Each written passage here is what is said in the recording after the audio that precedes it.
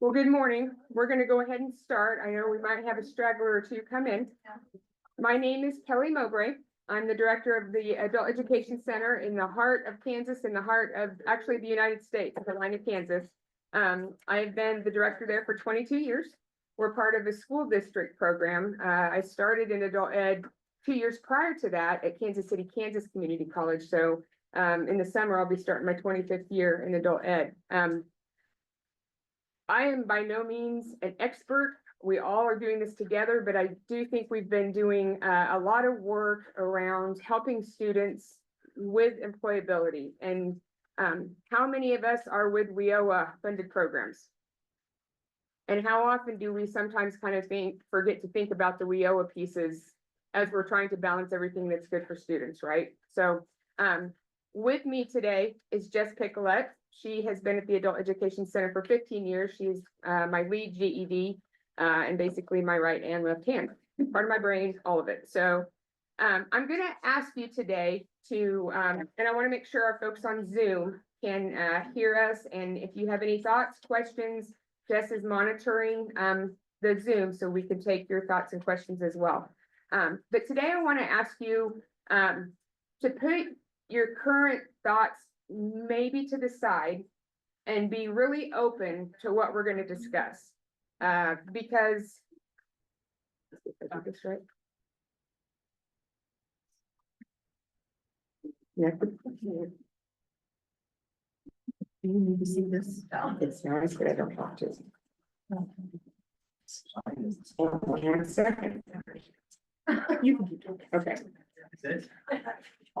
So as we talk about attendance, there's some seats up here. Come on in. I know I've been inside a conference before. Okay, so popcorn answer. Shout out to me where we're from across the country. Michigan. Utah. Florida, Nebraska, Connecticut. I love it. Love it. Mexico. Where? New Mexico. New Mexico. All right. Okay. Showing your view. Okay. Well, that's not really. 135. Oh, wonderful. So as we talk about policies, I had put a Zoom poll out around how hard is it to enforce an attendance policy at your center. And I had some really great feedback. In fact, we're going to visit that. There's a couple seats right up here. I promise I won't pick on you. I might. Okay, friends, it has been so long since I have used PowerPoint because we switched over to Google Slides. So sorry, But I still use PowerPoint. yeah. You want to be on, Andy? No, it's back to Andy. We'll go back to Andy. Okay, so today, our goal is to really look at how we structure our program around policies that will benefit the students, that will allow your center, your team to achieve outcomes. Also, if you want this PowerPoint, feel free to email me and I will email it to you. For some reason, I was having trouble getting our PowerPoints to load to the app. But how many are program coordinators or directors? How many of us are instructors? Okay. So it's so important for us as program administrators to have teams of teachers that are willing and on board with us to enforce an attendance policy and the policies that we have in our program. Are you agreeing with that? And it's so important as instructors to feel that you're heard by your program administrator, that you have buy-in into an attendance policy that you can enforce and feel like you're making progress with your teachers, right? So that's a lot of what we're going to talk about today. We're going to talk about how we can structure those kinds of policies in our center, how we can work with some of the barriers that we see our students coming to the table with, especially around mental health, executive functioning deficits, and those types of things. So and don't ask me why I went with Toy Story. I found a quote and they were all so cute. I just kept going with them. So what is the benefit of having expectations of our students? Yes, sir. Because they're looking for the line. They're honestly, looking for a line, What is expected of, and same thing on a job, right? right? So I wanna make sure that I have expectations that they can rise to, because they will have that experience in their real Right, world. so they could rise, and Zoom folks, I'm gonna try and help you hear what they're saying here in the room. We're trying to give them expectations that they can rise to, so that they know that they can also rise to those in a job, And have the feeling of accomplishment too, right? right? Feeling of accomplishment. What else? What's the benefit of having expectations of your students? And responsibility, Say that again, responsibility. them having the responsibility, right? Yes, It's just like having the structure is super helpful. And you can fit yourself to the structure somewhat, right? But like, sometimes loosey-goosey is just right, too much freedom, and we don't know what to do with it. right. We need So structure versus loosey-goosey, the freedom, they need structure to be able to thrive and progress in our program. I think having expectations for someone means you believe in them. Having expectations for someone means you believe in them. I like that. Yes, We have high expectations for things like attendance and punctuality. We can focus on the important things like instruction. like the learning. So if we have an attendance policy and those expectations, we can actually focus on the learning, right? So who in here is willing to share with us what kind of attendance policy you have in your center? I'll give you mine. All right, It's very simple. Each of our terms is 8 days long, 2 hours a day, 2 days a week. 10 minutes late, you're absent. We don't do excused absences. You need to be present 7 of 8 days. Present means that you're engaged with the instruction. You don't have earbuds in, you don't on your phone, any of that kind of stuff. We really. I love it. We really say that if you want to be in our direct instruction model, then we have a wait list and your seat is valuable. And Wow. it's valuable to you. That's awesome. Utah? Yep. So a gentleman from Utah, I can't restate the whole thing, but has an awesome attendance policy. Or is your team of teachers on board with They employees? are, now? they know what the deal is. I do give them a little bit of leeway on their own authority attendance policy. Uh-huh. I don't want my school-wide attendance policy to be convoluted. Right. I keep it very like what I Right. just said, all of my students can recite that. And how long have you had that policy in place? A long time. It was hard to do at first. It took a lot of guts because you don't feel good about. Right. But the Right. thing is that it's the right thing to do in the long run. Right. Because eventually your students get there. The right thing to do, having an attendance policy in the long run. I really like that. Who else has a policy to share? Yes, Well, my program doesn't have a waiting list, okay, but they are required to complete 12 hours of instruction, whether it's through distance learning, the app, or in person, and I do a Zoom in person. So, they don't complete that, they're allowed to miss 3 days. okay. After that, they can be removed from the program. So that 12 hours is important. 12 hours is when they hit our funding formula, correct?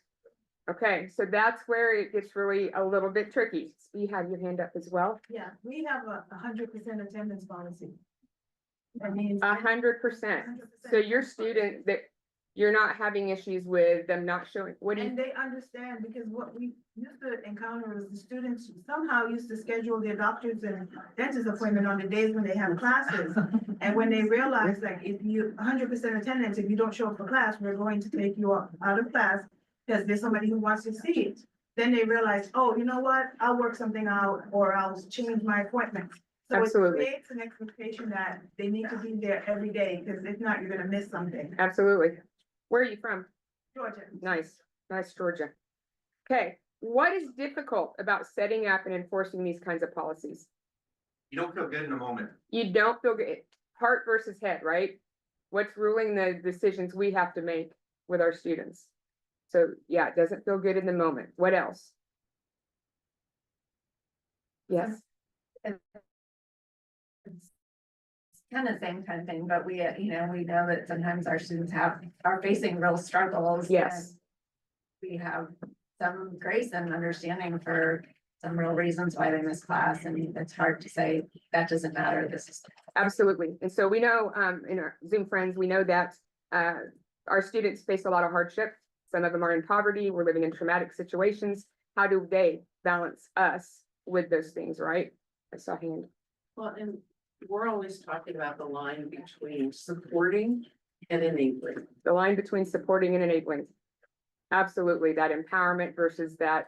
So you guys are like gifted. So it hurts our hearts, like you mentioned earlier, it hurts us when we have to uphold policy, right?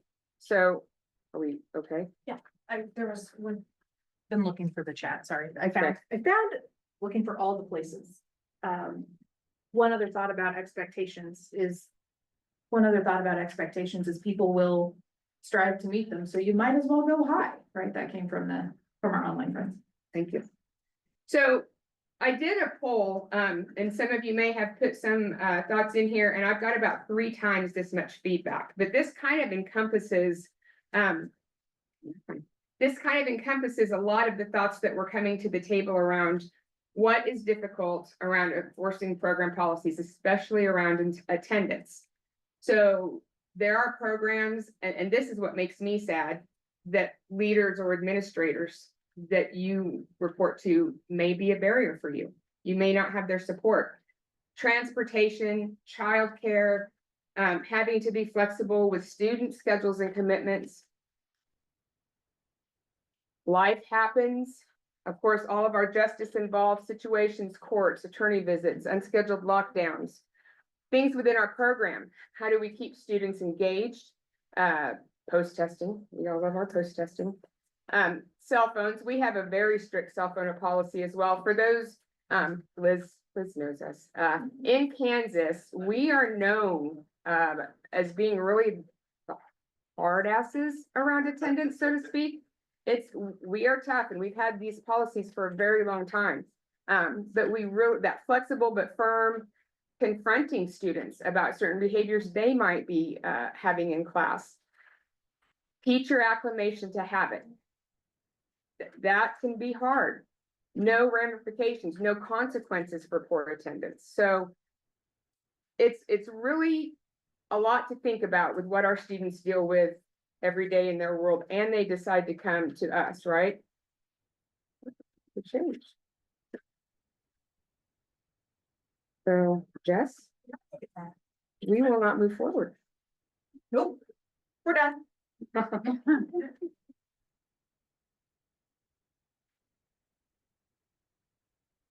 Thank you. Also going to do it. No. I am sorry, y'all. There, I'm trying to make Okay, it smaller. That's good. Can you drag that other black phone too? Yeah. Maybe. That one should be enough too. No, there's a table leg sticking out there. Is that more gooder? Very good. So why for our students is this important? What benefit to them? We know there's benefits to our program. It benefits getting our outcomes. It benefits to me. Our program, we use a little bit of Central Ed and S-Tech for like our outliers, but we have developed all our own curriculum. Our teachers teach the entire time students are in the class. So for me, when my teachers have put that time into building an exemplary curriculum and they're preparing that for students, that's fair to our teachers to spend time with our students doing that.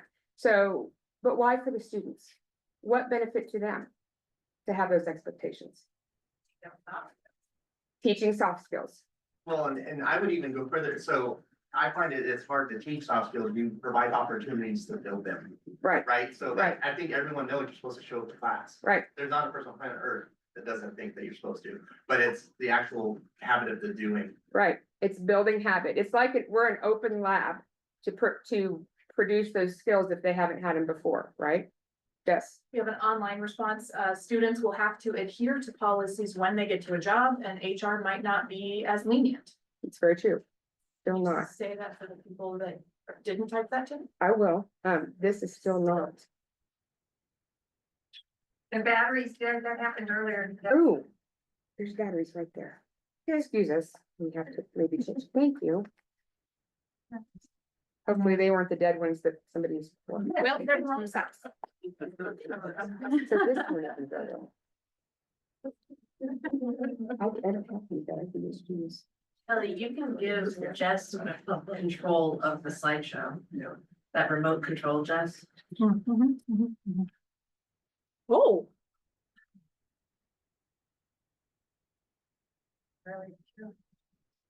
So this isn't just a cylinder. I think it's because you're clicking on Zoom, so you start using PowerPoint. Okay. Sorry, guys.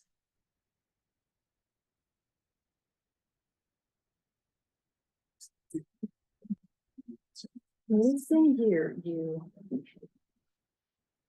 Okay, there you go. So your arrows are working. So I want to share with you some examples, and I'm gonna tell you, if you have not bought water here, and for my Zoom friends, I am not drinking a Bud Light. This is how they bring their water in the hotel. Somebody the other day was like, "What are you drinking?" It really is Aquafina water. So, okay, I want to share our attendance policy with you. Sorry. Squirrel. Okay. So every student that comes to our center has a process of signing up, and then we intake them. And it's a pretty intensive intake. For our English language students, my ESL teachers do those because they're so much more skilled in that early communication, but it's similar to what we do with our GED and college skill builders. So when we do the intake, I actually sit on a 30-minute Zoom with every single student that comes in. And these are the things, this is our checklist. We're making sure we've got a valid ID if they're gonna be doing GED testing. If they're minors, we're making sure that we've got their compulsory disclaimer form from dropping from the high school. We look at transportation, childcare, different appointments, their work schedule. We now, since the pandemic, our students attend either 2 mornings or 2 evenings a week. Monday, Wednesdays, they're in our building. Tuesday, Thursdays, it's the same teachers, the same lessons, the same visuals, but they come in through Zoom from home. So that we have 4 different cohorts of students going at a time. So we are looking that they have reliable internet and a computer. We do not allow students to use their phone because math on a phone is a nightmare. So if they don't have a Chromebook or a laptop device, we have them that they can borrow from our center, fortunately. So really looking at their schedule, that they can commit about 10 hours a week between some required assignments and the time they're in class with us. We have a waivable materials fee. We talk about our Title I and our Kansas Works friends, and we talk about how long is this really going to take me? Okay. Kelly, do you do the how long will this take me before you do tape testing or after? No, we talk about it now because I want to know how long. I'll tell them what orientation is going to involve, but it's going to involve the assessments and reading, writing, and math. We talk about it being like Swiss cheese, because I actually had a student one time say, "Kelly, we're all just a bunch of pieces of Swiss cheese and your teachers are filling our holes with knowledge." And I'm like, that's weird. The more I thought about that, that's actually several years ago, every student, their piece of Swiss cheese looks different. And so we talk about how we're going to fill those skill gaps, those holes. And that's what we'll know more 2 to 3 weeks in after we've done assessments and the teachers see how you learn and retain information. Then we can say, okay, here's our estimate of about how long. But we have students that come in and say, "I'd like to be done in 2 weeks." And I say, I have amazing teachers, but we are not magicians. So we talk about that then, because if they come in with an unrealistic picture of how long it might take to earn their GED credential, I want them to understand right now, you may hear things that you don't like, right? So you're kind of you start the conversation there and then explain that they will get more information in orientation after assessment. At the end of the orientation week, each student conferences with one of our teachers where they get an idea of where their skill set is. And then each teacher serves as a primary advisor for a cohort of students, where at the end of every session after post-testing, the teachers are updating them on their progress, where they're at, if they're ready to start taking tests. These are some other questions that I specifically asked students during the intake. If you've not held the job before, what does attendance policy mean to you? And I actually have them talk to me about that. It's interesting what you might get, even with full adults who have not really worked, what attendance means to them. How long have you held your most recent position?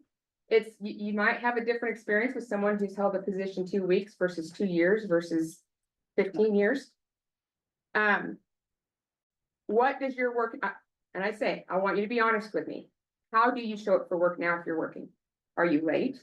Do you show up on time? How do you handle the kids? How do you handle all the things? Because I tell them that we are funded under WIOA and what that really means. So that's why we're talking about your attendance being much like a job opportunity. And we talk, if they're a parent, how do you handle kiddos' needs when they're sick? We also address childcare. We talk about transportation options. We talk about their work schedule. So for a couple years now, I did a lot around this last year at COAB in Nashville. I have not seen the mental health of our adults, regardless of age, where it is right now. And I'm sure you're all seeing the very same thing. Mental health is at a critical point. But I ask them, I say, and I'll tell them, this is the most important thing I'm going to ask you right now. How do you feel your mental and physical health are as you get ready to take on another role of being a student with us? Because we don't want to lose you, okay? We want to make sure that we've got tools in your toolbox. And I've not had a student yet. I've done this how many years? I've not had a student get upset with me for going there. I do not ask about a learning disability unless they have put it on their application, because legally we cannot, right? And I love your session history. We cannot say, do you have a learning disability? If they've disclosed on the application, which we ask that to everybody, so I'm not targeting people. When they say their mental health isn't great, what do you have resources? So yes, so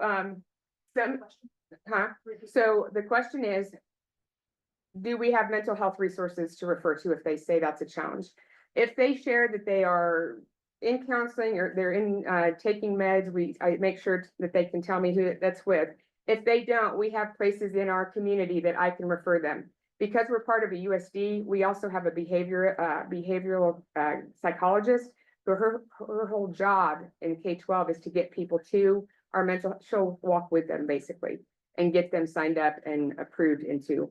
I also just recently got approved in Kansas to be somebody that if we have a pregnant woman or a caregiver of a child, I can help them sign up for what's called Can Care, which is basically Healthy Blue, Sunflower, and Aetna.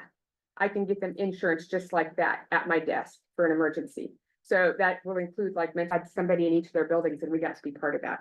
So looking at any appointments they have, like one of you were talking about, if they've got to be in court, if they've got doctor's appointments, let's not schedule those when we're scheduled to be in classes, right? Because there are people who don't put that together. They're not thinking with those executive functioning skills. So these are our attendance policies, and I go through this with every single student. And at the end of the intake, I will come back and ask them some questions to make sure that we're tracking, we're retaining this information. For our week of orientation, they have to be there either all 4 mornings or all 4 weeks, even though they're going to be a 2-day-a-week student. We do Monday, Tuesday, Wednesday, Thursday. And number 2, they cannot be late, not even 1 minute late for orientation. Now we put this out to them in writing multiple times. They have an email, they have their enrollment handbook, and I have talked to them for over 30 minutes, multiple times talking about this. And I have them recite it back to me. And the part of that reason is we do so much in our orientation. And if we have 25 people coming in, 2 to 3 teachers with 25 people, it's just chaos. And again, this is an employment opportunity for them to be getting ready for. So it's not that they never get to come back. We're just going to filter them into the next session that starts 8 weeks later. Okay. And believe me, this happens. And the next time we bring them in and that we intake them, guess what they know? The first thing they say is, I will not be late because I will not get in your door. And that's actually out in the community now, because again, I've been there 22 years. We are known for, if you're late, you don't get in, they take it seriously. It takes time to build that reputation, but it's helpful. So for our class attendance policy, if a student misses the whole class, it's a full absence. If a student comes in more than 5 minutes late, in person or in Zoom, it's a half an absence. Okay, so you'll see learners who have 3 absences in a session will be removed from class and encouraged to call back for the next session.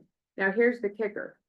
If a student, say they email into Jess and Michael, and they say, I've got a sick kiddo, I will not be there today. Jess and Michael are going to say, here's the makeup assignment. Here's when you make it up by. We will erase that absence off your record like it never happened. So we want to be fair. We realize that the crises, the illnesses, the viruses, the jobs life's going to happen. And if we lose them all the time to this, we're never gonna be able to get them to the GED, we're never gonna get to English skills, we're not gonna get, right? But we will be fair, and the challenge is, we've occasionally had a couple students who tried to get all their classes done by just makeup, they'll miss, make it. So we'll show you here in just a second. There's always somebody who tries to. Yeah, we had to actually do some amending here recently. Yes. I have a quick question regarding the orientation. So you do orientation for all of the students, just the new students? Nope, each session, a new cohort comes in, and the students that are current get that week off. And then the week following orientation, they blend in the returners from the previous session and the new students. Does that make sense? Yeah. We go year round, we have 5 sessions a year. Okay, Was there another question? Yes, Do you do anything for students who have perfect attendance? do we have perfect attendance? Can I blow your mind? We've got a couple. Please do. Okay, so we have I mean, for people who do a GED, this might not correlate, but for programs where it's like credit based.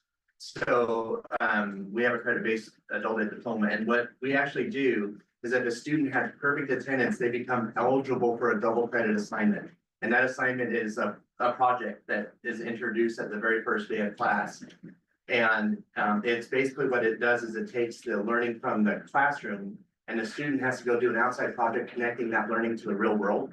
They're eligible to do it if they have perfect attendance. So they will double their credit for that one class, because Wow. basically I'm saying, I have taken someone who probably had shit attendance for their whole life. Mhm. They are now a perfect attender, and they're doing something extra to get ahead That's amazing. outside of their, right? That's Now, aren't amazing. these the things that we want for a true change? Right? Yeah. So that's how I got people to change from the, what can I miss? To, they How- are desperate to. How not can I ever get miss. to that, right? So we're speaking to the opportunity to have positive consequences for perfect attendance. Cause that's why, right? Yeah, exactly. That's Do a little extra fantastic. work, go to night school, for your degree, college degree. Yeah, Go, take on a second job to learn something else or something, right? This is Yeah. what people do to get ahead in their life. hold on to that, Jess. Okay. I want your card before we leave today. Okay, and you'll see here our out of class assignment. So when we started this kind of attendance policy, we started out, if you miss one assignment or if you're late with one assignment and trying to track, and it became a nightmare. So we really look at trends of assignments. If we've got people that miss an assignment here or there or are late, that's one thing. But we're not tracking every single by the number. It's that trend. Do we have a positive trend of folks getting their assignments in?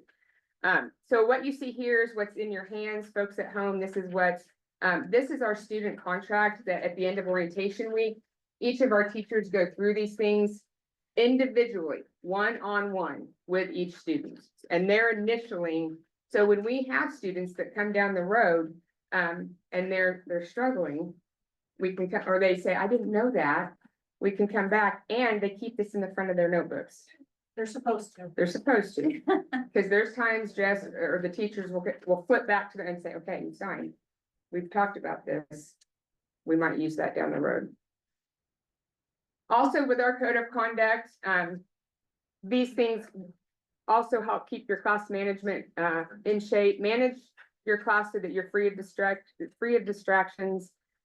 We really being courteous to our staff and each other, not being in possession of any item that could be considered a weapon, no fundraising, buying or selling, and I don't know, I still have Avon, but Avon I think is still a thing. Not being tardy to class and mindful of attendance policy. Phones were in that list. It was, okay, yes. So again, we are hugely strict on the cell phone thing. In fact, we just had a teacher email us about a cell phone issue.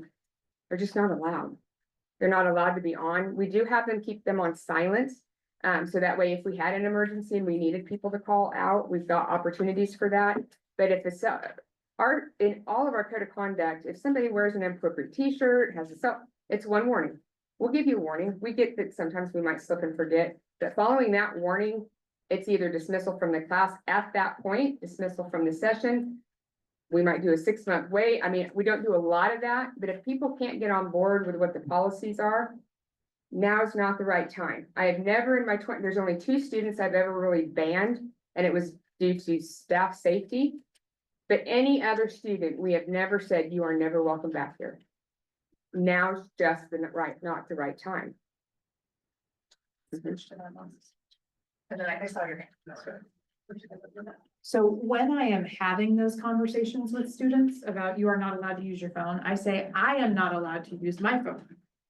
You will not see me on my phone during class. And then I do throw out, okay, but the school district made us do this multi-factor authentication. So if I get locked out of my computer, I have to log back in with my phone. But other than that, I'm not on my phone. And I have had other jobs where I'm not allowed to be on my phone. And y'all, students are used to being on your phone all the time. So we're gonna start practicing that skill because your goal is to get a job. And there's lots of jobs where you are not allowed to use your phone. And then they forget and are on their phones anyway. So we had a couple of questions. Yes, What about those parents, students that they have kids and they have to be available? we give them our office phone number. So during the daytime, they are welcome to call the office and our office staff will come immediately to get them. When it's evening, we give the direct line of the teacher's desk. So that way they're getting right to the center, because that is always a question. And we say we never want to get in the way of you or your kids, with your kids, especially if there's an emergency. They also have some break times where they get to step out. They can check them on break. Yeah. Was there another hand? Yes. I see your Be Clean and odor free thing. Uh-huh. How do you enforce that? When they're not, we talk to them. Yeah. Yeah. Sometimes he has access to a shower. Yeah, sometimes so- he doesn't. Question around how do we enforce Be Clean and odor free? Occasionally we do have to address that. When it's in a situation where they're homeless, we get them to resources. We have a men's shelter right down the street from us. We have another women and children's home. We get them connected. So fortunately, we haven't had anybody at this point that cannot get into a resource if they don't have a place to be. But you know, in a classroom this size, and you've got 15 students, I mean, that can be as much a distraction or a way that somebody might leave the program. Because if we don't deal with it, they don't want to be in there in an environment they can't learn, because it can be really rough. It's tough, but we will address it with the student if we need to. Yes. So during the intake process, do you also sometimes you have to provide interpretation if needed? Do we provide interpretation? No, we haven't. Part of that, Salina unfortunately does not have a ton around interpretation. We just start communicating. Like I said, my two ESL teachers are very good. They might use a little bit of the Google Translate or something like that in the beginning, but once orientation starts, we are only English all the way. And right now, in our morning and evening classes, there's 10 languages spoken in our English language classes in each class. And really we probably would have Spanish, but many of the other languages, we wouldn't even have the ability to have somebody come in and do translation. We're a town of about 50,000 people. So it's pretty much English and Spanish. Yeah, that's a good question. Yes. Yeah, just from a student point of view, and myself, with someone with learning disabilities.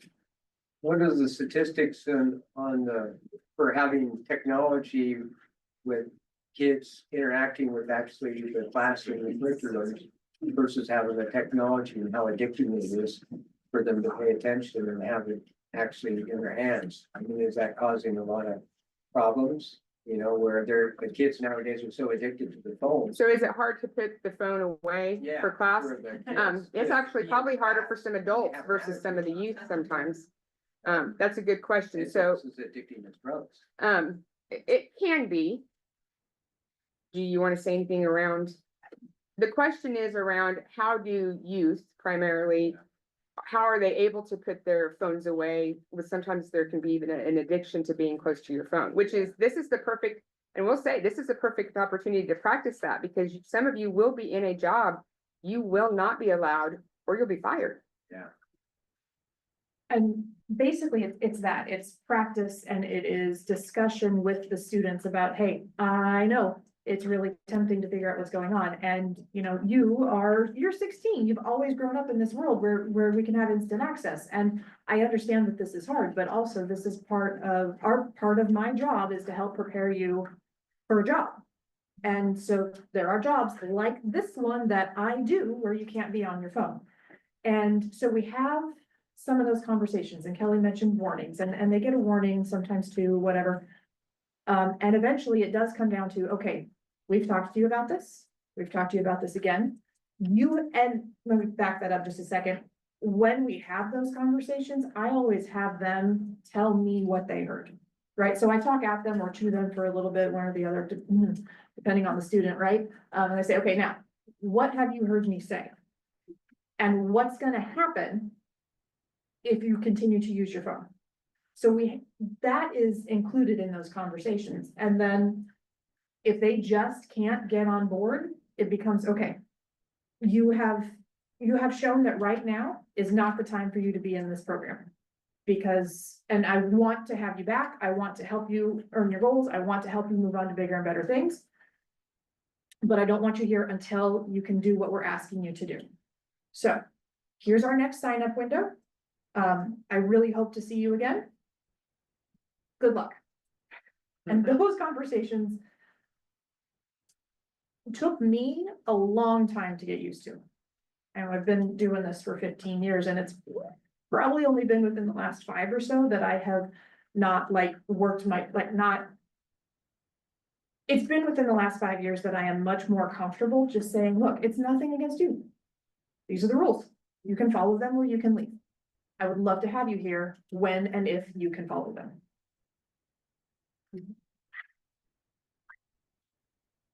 And it is a mindset. It is a whole center mindset to be able to have that mentality and that way of thinking in terms of students bear responsibility, regardless of age, regardless of what's happening in their life, to be, if you think of any other educational setting, they're not allowed just to come in and come out as they want. It just isn't. So why should adult education be any different? At some level. Now, granted, we are working with the majority of students who are dealing with the most serious of life instances, but should they really be a student? If we're dealing with homelessness, or if we're dealing with severe addiction, or are they really making progress? Maybe they need to get that stability in place first and then education, because I'll always tell students, we are not going anywhere. We will be right here when you're ready to be back with us. So other resources, we have supports in our community, and this is where it takes time and intentional pounding of the pavement in your community to put resources in place. So again, when you've been somewhere 20+ years and you develop these relationships and these, in Kansas, we call them direct linkages. We've moved away from the term referrals, because how many of our students, if you give them a location, are they going to really walk out and go somewhere for that referral? They're not. But if you're a direct linkage opportunity where I am literally going to walk Jess myself across the street to an agency, if I'm going to call that person right there with Jess sitting at my desk and say, we're going to talk for a minute so they can hear your voice, or we're going to Zoom so they can see you. Those direct linkages are everything. We have a program that we run in Kansas called Partners for Success, and we moved to the point where we have weekly food bags. And our food bank director, if we've got GED students or ESL students that need support and can't get to the food bank, she will bring food to the center. Because we know with food scarcity, they're never going to learn if we're hungry. We have a nursing mobile unit now in Salina that brings nurses to our school. All students receive the opportunity to get blood pressure checks, glucose checks. We now have a nurse practitioner that they can even have an actual nurse practitioner appointment, get their meds looked at. We work with their debt. Consumer credit is a big thing in our program that we work with. These are things that if we can help support these things while they're students with us, getting these resources, that attendance is going to be a lot stronger.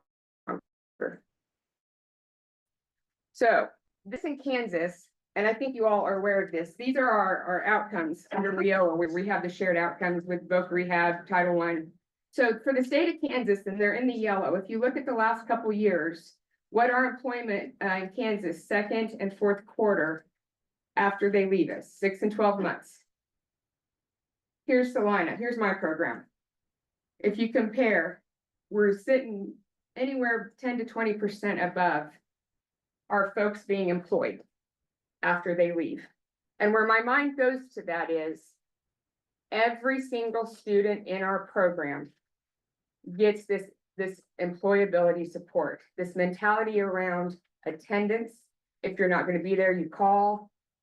Appropriate ways to call and communicate. And Jess and I had a conversation on the drive down here because we have a decent number where we co-teach with the technical college students in a tech math class, adults who are not doing well, and these are adults. And she was like, well, how does this skew that? It might skew it a little bit, but ultimately these are individuals who have a diploma, who are now in a career training pathway that are ultimately going to employment as well. And Jess is working with them in a way to work through challenges. If these adults struggle in math and they get through that tech math class and pass it, that in itself is a skill that they've learned, that critical thinking skill. So employability. But our English language classes, our college skill builders, our GED, our students in the jail, our IETs that we have out in the community. It's all comes back to employment, and we are very transparent with our students about that. So, has something popped up for you this morning in this short time that we've been together that it's something you might consider taking back to your center that you hadn't thought of before? What do you think? Because you've already got. We have a unicorn book. I don't know why it's a unicorn book, but it's all of our ideas for strategic planning. And It's the thing that you hope to get to, but you never do. It's You like don't- you don't know unicorn. if it really exists. I just put unicorn pictures in my life. I just think that my assistant is really into unicorns, but, so anyways, I put that consumer credit counseling down there. I mean, it's a required course in our state for, financial literacy, but I think that, consumer credit can be getting you into some serious trouble. From our students, and they have a lot of predatory loaning out there, so. I really love Consumer that credit. idea. Good. Yeah. And if you're anything like where our community is not huge, it's not tiny, but we've got more of those payday loan places everywhere. And it just makes me cringe when a student says, well, I went to payday loan, and I'm just like, oh, it's breaking my heart. 100% interest rate or whatever. Yes, it's crazy. Yes. Piggyback off what he said, we have former students who now are MAs in our local doctor's office and health department, so I think it would be really neat to partner with them to bring in, like you said, the healthcare into our center. Yes, and so she's speaking to having former students that are working in healthcare in your community and connecting with them and bringing them back to have current students get that health support services. Absolutely. We have, at our hospital, we have one of our graduates that's one of the recruiters for the hospital. And she actually now is mentoring some of our students to be hired at the hospital. So that, talk about goosebumps, when you've got graduates now mentoring other graduates to get their education and move into careers in the community. There's nothing better. I saw another hand. Yes. Now I'm thinking we have a collaboration in our county with the University of Florida Nutrition Program. So in this resource guide, adding nutrition classes. Adding nutrition classes. In addition to food banks. And absolutely. Absolutely. that just. Yes. So in 2015, 14, 15, we had been approached in the state of Kansas by leadership with the Department for Children and Families. And they came to, at that time, her name was Rebecca. She retired after 20 years here this past December.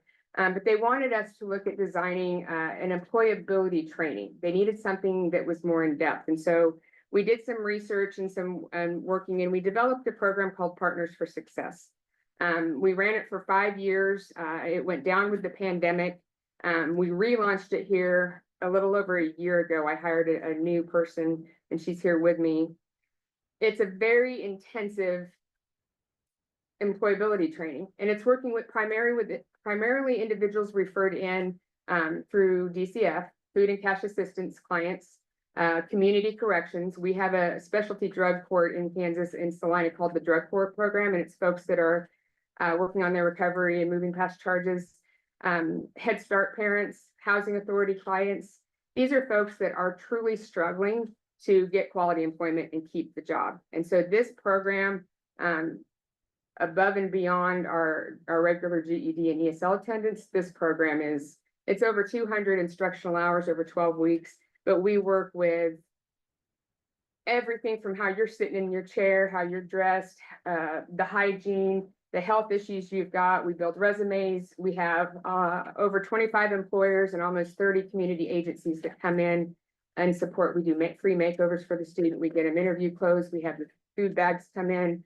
We get everything in place so that when they go for that job that they're wanting. But we have a woman that the trauma that most of these individuals, unspeakable things that no human should ever deal with, but they're never going to hold. It's great if they get the GED done, but if they can't handle all of the things in their world, that ability to hold and keep a job, and I'm not talking about the first shift at McDonald's we get off, then we go do a shift at Taco Bell, and maybe even the third shift at Walmart before we get home to our kids. Or I'm talking about working at the hospital and a job that will move them up the chain. It will allow them to get benefits and build retirement at some point. That's what this program is about. So we've endorsed 77 humans through this program since 2015. And we've got folks out there now working in the community. When they fall off their horse, maybe they relapse, maybe they get in a domestic violence situation again, but they come back to the table stronger and quicker because they know the resources in the community that they can use. But that's where my belief in adult education over the years, the GED is great. But if all the things, if we can't follow a simple attendance policy, if we can't know that I'm struggling with such a strong depression, and I have a specific reading disability that I didn't know or that I don't have tools for, maintaining that job is going to be very difficult and moving myself and my family forward. I want to share this with you. This is a book called The Smart But Scattered Guide to Success. Okay. Came across this. This is part of what our partners program, and it's by Peg Dawson. You can get it on Amazon. This book goes over the 12 core executive functioning skills. And we're talking, so response inhibition, working memory, emotional control, task initiation, sustained attention, planning and prioritizing, organization, time management. I like to say task management because time, do we really control time? Not really. Flexibility, metacognition, goal-directed persistence, stress tolerance. The first thing I did with this book is I made my whole staff. We did a year-long book study on this. There's an opportunity to do a survey in here, and it gives us, myself, your top 3 or 4 strengths and your lower 3. So then what I do, I made us all put our strengths and our weaknesses on the bulletin board or on the whiteboard, and I looked at them. After 22 years in the job, I can tell you my ability to handle stress and my emotions in certain situations is not what it was 20 years ago. So who has really good stress tolerance in my building? Who do I call when I know I'm going to be dealing with a student that might trigger emotion in me a certain way? I pull my people whose strengths balance my weaknesses and vice versa. And our team has gotten very good at using those types of balances, right? You get the right people on the bus, the right people on the balcony, all the different books that we read about that. It's everything. But now we even had a school psychologist that we work with come in and work with us. These are the things that our students need. These are the things that employers tell us that their employees struggle with. So if we've got a student that is struggling to get their assignments done, guess where our mindset goes? This book sets up templates of tools of things that they can do in the classroom, things that you can do at home for each of those 12 executive functioning skills. I love this. I don't go anywhere without this because I'm constantly using it. I have my entire drug court team, because I sit on the treatment team, and even the judge are using tools out of this with our drug court clients.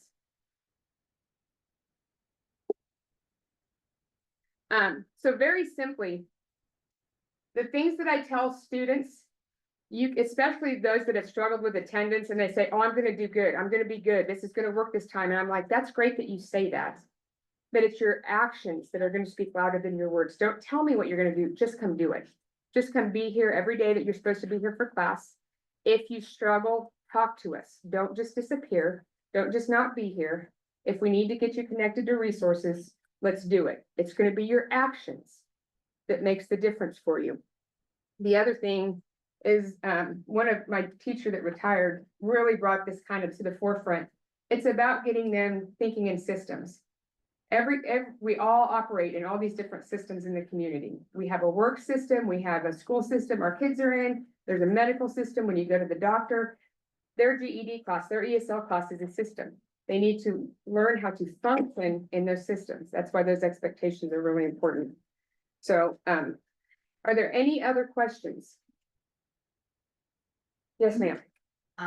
So speaking of staff, or can you talk more about staff by? Yes, Sounds that's great, a but I know great some question. teachers- So the question sits around staff buy-in.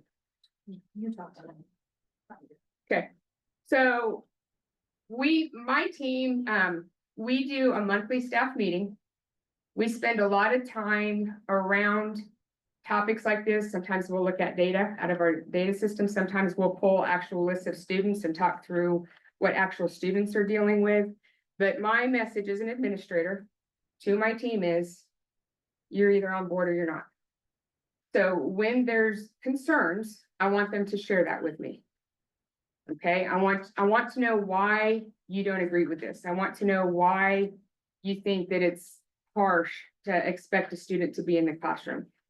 There's a lot of conversation and a lot of focus around it. As a teacher, what is your thought as far as buy-in and getting on board? I already mentioned that it's hard because as educators, right, we want to help our learners. We want to help them succeed. And so then you've got this person and like, oh man, I know Kelly is trying. And she's a single mom and her kid got sick and she doesn't really have a backup. And when she's in class, she's great. She's really, really trying. But she's missing class and missing class and missing class. And so we want to help them. We want to bend it a little just because we like Kelly. She's nice, right? But really and truly, if we help Kelly, we enable Kelly, right? Because like there are students that just have never been held to that accountability of you're supposed to be here, you have to be here. And if you want to change your life, Kelly, you gotta figure out what to do. You gotta figure out what to do with Max when he goes bonkers. That's her. He's a real kid. He's a And he real goes- kid He's at home going bonkers. with dad. I'd say your teacher's gonna appreciate it. As long as there's clarity in your attendance policy and consistency, and in fact, don't be the administrator that pisses off the teacher for not adhering to the policy. So what you just said and what our friend in the audience said, talked about clarity and consistency, and that is the thing. So as a program administrator, how hard is it for us to work with the student that comes to us or a parent that calls in? And a lot of times, here's the other thing, when we have minors come in, we don't let parents set the appointment for them. We have the minor call us back and say, you're coming to an adult education center, not a high school. So you're gonna set the intake. If parent wants to sit in, I will welcome that. But we also have teachers, they might not always agree with me, and that's okay. But they have to be able to, all of us be on the same page. And I'll know that because if a student comes to me and says, well, Rita said that on the side. So I know I've got a couple folks that don't love necessarily how we're set up. But for the most part, I am trusting that they're on the same page because we're seeing how our processes for how we let it exit a student, how we bring them back. That is consistent, okay? One of the things that we did too, to try to have some sort of form of justice for like a hardship case, is that, so if we have a student that has like something serious happen, you know, they have to go out of state for a funeral and whatever, and maybe they went through the first half of the term and had great attendance, but then they just missed enough that would have exited them. I don't let them back into the class. They gotta come see me. I'm the only one that can do this. They gotta come see me, and what I'll do is our paper packets are built exactly the same amount of like models equal an hour of class. Uh-huh. And so what I'll do is to have justice, I'll say, okay, I'm not gonna let you back in the class, but I don't want you to feel like the work you've already done doesn't matter. And so I'll say, hey, you owe me modules 9 through 16 because you Right. did the first half. Right, And the thing is so I don't let them back into the class, which is the value, the direct value, but I also feel like they can have justice. right. In like saying you had something. You're meeting in part way. Huh? You're meeting in part way. You're Yeah, granting I'm them. not giving them this other part of it, cause so there is still kind of a minor consequence, but they feel like there's some sort of the students really care about justice. and Right. We should too. Right, But we don't wanna always play jury and, right. right? And so, God, I'm glad you said that, and just make sure there's no questions. So he said we don't want to play jury. We don't have an excused versus unexcused attendance policy. What we just say is, it's an absence. If it's important for you to miss it, because it's not fair for me to say, Wendy, you can go to that funeral and can you? I don't think your reason for being good is good. It's not fair for us to decide for an adult why they have to miss. If it's important for you to miss it. Then if you make it up, we'll erase it off your Most of the record. times I offer this, like, they don't wanna do the packets anyway. Right, So, but if they wanted to, it's right, there for them. And Right. we same thing, no, we don't do excuse, it's just like, okay, there was an Absolutely. extreme hardship, everyone, like if there's a one time and I will look to see if there's an obituary. Yep. And that your grandma didn't really die Yep. 3 times this year. yep. We've had one that had 7. A grandmother died 7 times. But being consistent, that's the other thing. He makes a very good point. You will be known if you're fair and consistent, because if the students talk, and if it's out that Wendy got to go and Tanya didn't, they're gonna know that, and they're gonna play that. So that's the other thing, is being really consistent. Yeah, I was just gonna say, I'm not in Mark's, program. This is Mark, but I've had the chance to interact with several of the students, and I've just asked like multiple times, right? And I've asked like, do you like the program? What do you like She's our about it? state director. And what they say, I mean, again and again and again, on their own accord, me not prompting, right, is it's very clear, the expectations are very clear, and I know that I have to come, and I do. Yes, so she's saying that his programs there may be, there will be students who are in and out of our programs because it's not the right time. And as much as we can, help get them resources, help get them support, so when they are ready, they can fly when they're with us, right? So it's getting your mindset around, am I failing them if they're not in our class right now? And to get your team all on the same page. It's okay to not all agree, but get on the same page to enforce and be consistent.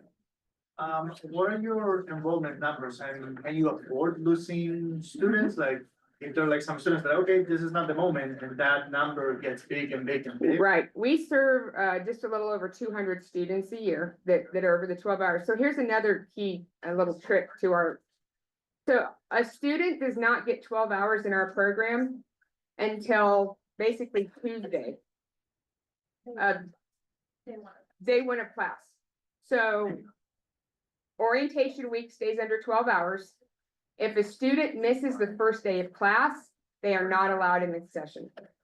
So we don't get people that hit 12 hours, they miss class, and they're sitting there in our data, right? So you have to attend all 4 of the days of orientation and the first day of class to be able to continue the rest of the session.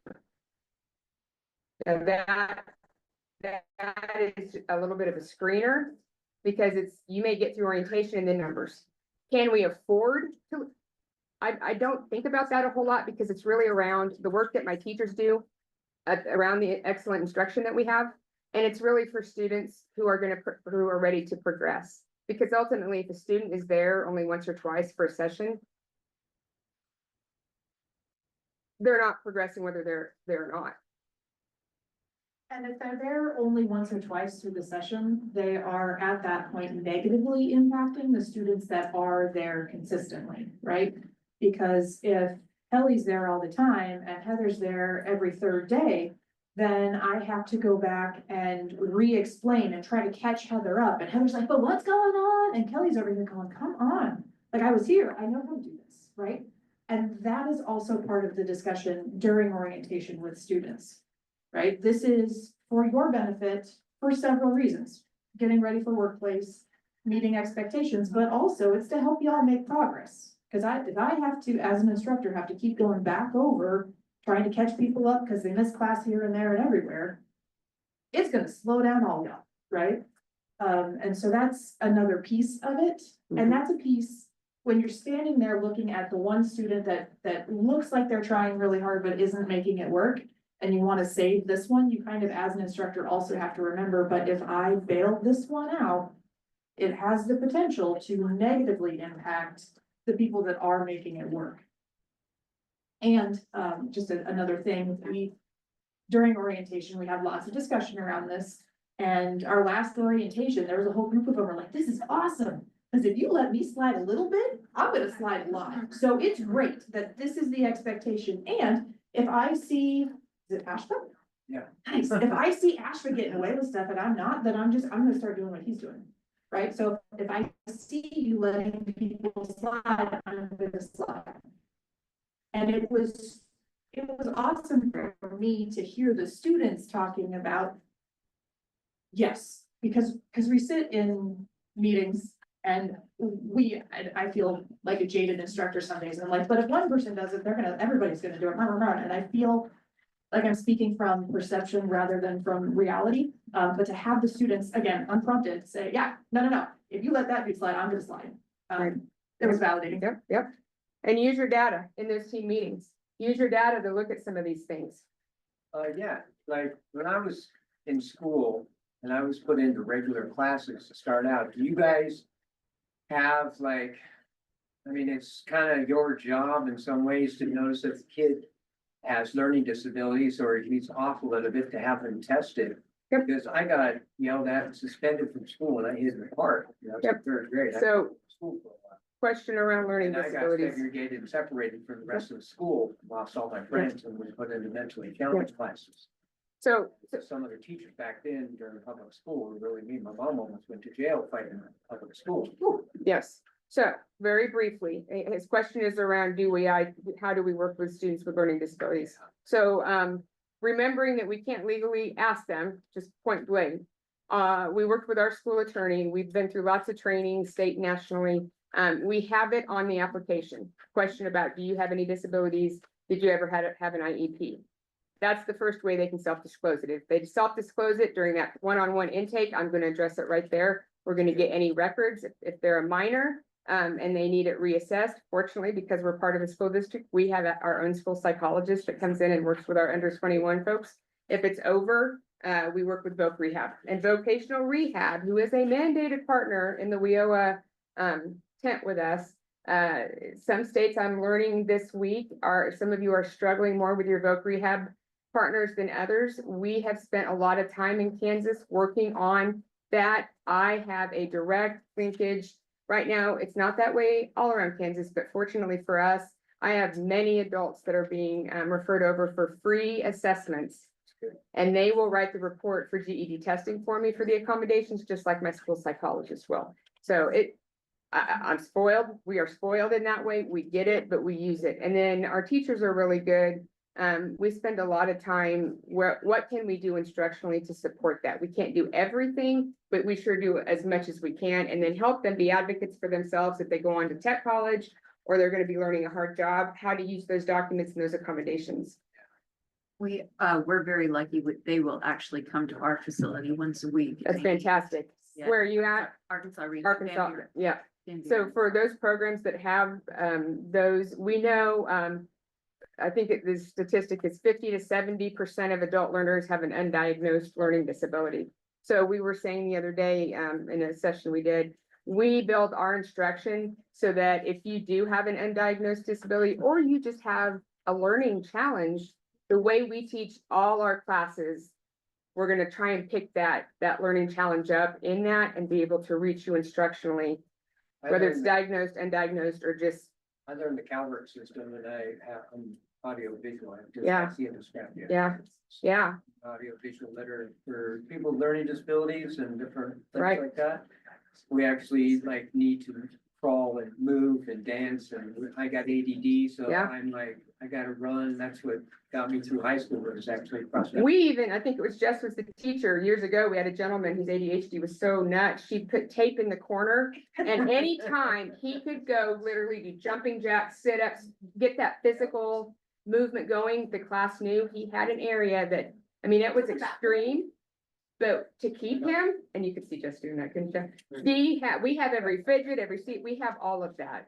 But a big thing for a lot of our students, fear and anxiety around math, it's not technically a disability, but we even teach strongly to that concern, because we have a lot of folks come to the table that are like fear of the math, so, yeah. That's how I got kicked out of class. His teacher yelled at me. I was reading and writing upside down backwards, and I still don't know all my times tables. Yeah.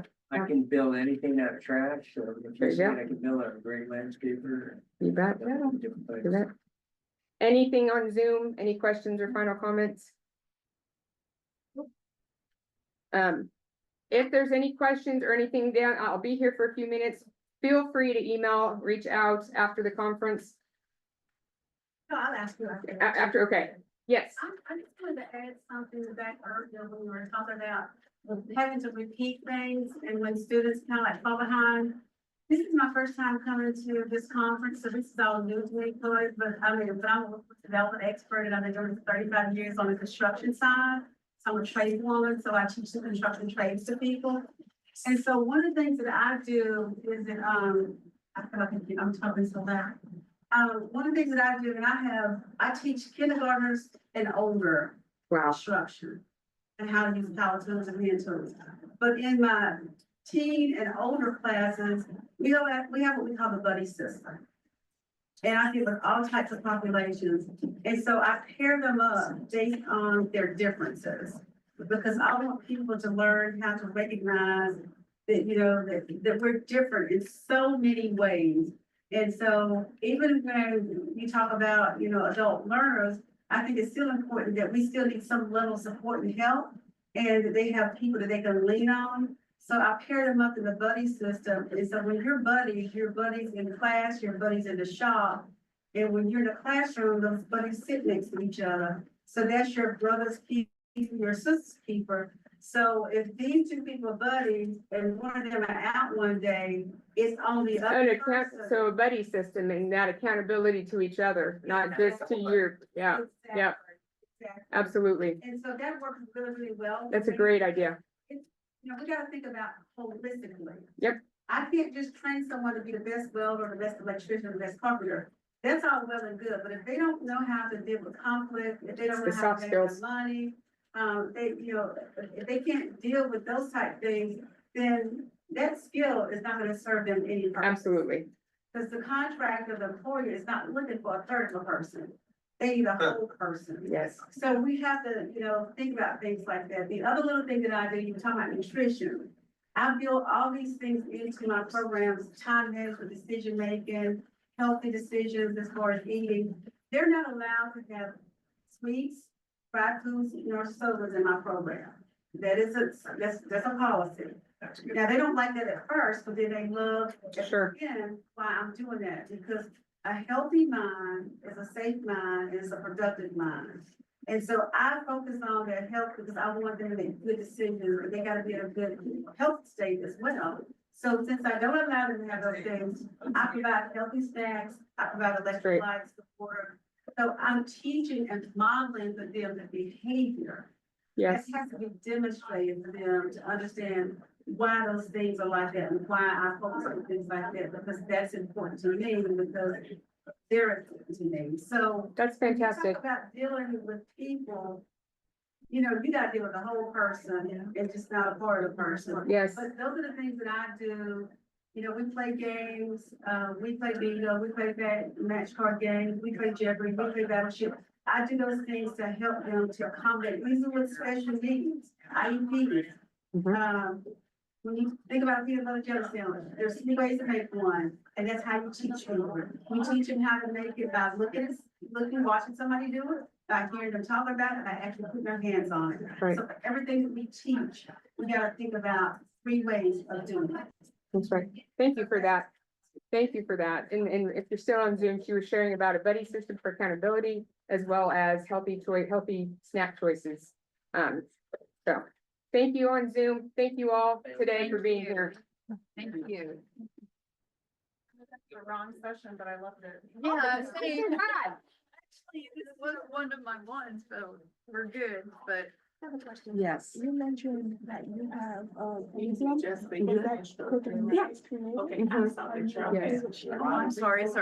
What we can do is share you like, it's a massive thing. It's all on Google. It's a crazy thing, but we can share some like a script and sequence. Type stuff to show you what the lessons are laid out by each session. oh, So okay. if you, yeah, So what do you get that? you just email me. Okay. And it's not something there are the one that you can buy or anything. It's just what you guys Right. created. Yeah, yeah. Alright. Sorry. No, that's okay. And it's a big fund, so there's no way to like, just, So. okay, well, so. Well, it's an ever changing, it's live curriculum where we're morphing it, so it's hard to. It's lessons and slides in a Google slide and assignments that all go to every single. I don't know how to share it out right now, because it's just, but we have a document called the scope and sequence. Okay. Telling exactly what we teach by day of each session. Okay. And so that would be something we might be able to give you some access to. Yes, so I'll email you. Yeah, tell me your name. Vivian from, Georgia, Jeanette Tech. And so I do, understand about, because our students get it. And then our teachers that we have, they bought into it at first, they were a little reluctant. Oh, you know, as soon as we started realizing like, if you go to work, you're supposed to have time for excuses. And also, we need you to be there. So we created that 100% attendance policy. However, we, if student, to make any exceptions, they have to go to the director. So we like go to the office. Sometimes I try not to say that.